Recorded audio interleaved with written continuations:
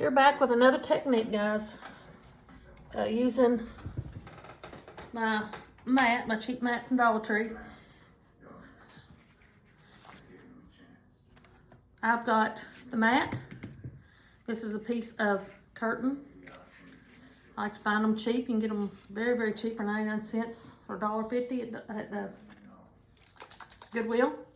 These are my Yucky paints, actually bases, and you can hear a lot of water in them. These are the ones that are what you consider can't use for anything else anymore. So I mix up whatever I want, adding water in the colors. This happens to be a gray because I like the grayish black tones.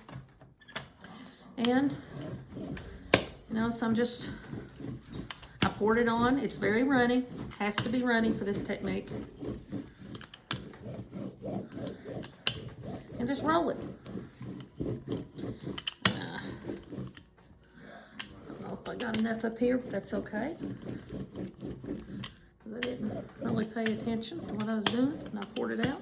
Just roll it out because that plastic mat underneath doesn't soak anything in. You can actually see one that's already dried here because I'm doing the other side. And you just put it down, press it. Ta-da! There you go. And depending if you want it dark, light, whatever, you can get several.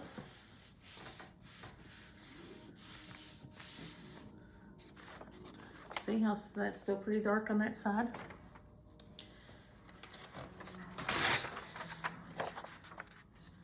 You can also, I will always let it dry. It dries very, very quickly. But you do not have to spend money to get prints. That is the whole point of this. Why I started my YouTube channel is DIY. Do things, get results for little money. Now, when I say little of money, I like my supplies. So that's the fourth one, it's still dark. I like all my supplies and all my stuff to come out to be free or less than $1. That's what I call DIY, okay? This paper, I got 2 boxes of this dot matrix paper that was going to the trash. It's free. This was free. Water, basically free, that I mixed with it. When I say I got a brown in there, that's mixed up to more of a pinkish color. My oranges, I've got a red. This is my blue. I mixed up a brown. This is a sort of bluish type thing. But I just use my old bottles of old paint. All this stuff is paint that is yucky. That most people would have thrown it in the trash. Chunks in it, dried out. If you add water to something that is dried out, let it sit overnight, 24 hours or whatever. Usually mine's, about 24 hours. And then shake it up, you get that tinted water. You can use that for dyeing paper, making baths to dye paper. You can use it to make sprays. Use it like I'm using it, a wash. You can paint it on. And that's all stuff that is trash. That would be free. This curtain, I think it's a piece of an old curtain that somebody had laying around that they were going to throw in the trash. And so I took it and cut it. And that's the type of thing. Now I'm going to show you one more other way. After you've done this for a while and you get all your initial prints, it's still not a waste because you understand this is a curtain, right?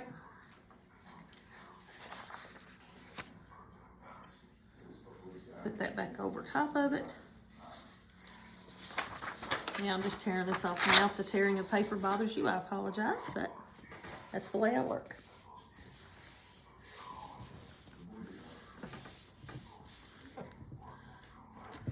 There's that one. That's got a print, and I got a print on that side. The bottom side on your first time will not be that clear, but you can get another print the second time because there's still plenty of moisture there. And you all saw how much I put on and rolled it out, and I've still got.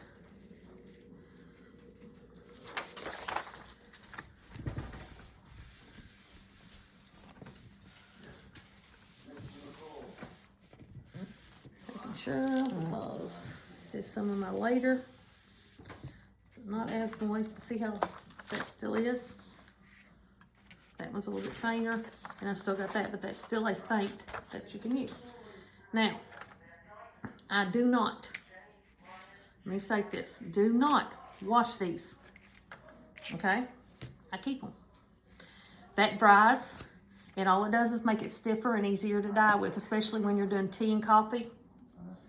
I'll be doing another one in a minute. This is a piece of a plastic I got. You can see all the stains and the paint on there. You do not have to dry this stuff or wash this stuff because that will dry stiff. Here's a piece of a crocheted hat. See how stiff that is? And it keeps going. And unless you're really, really soaking it, it is not going to leak through. But there's you another tip.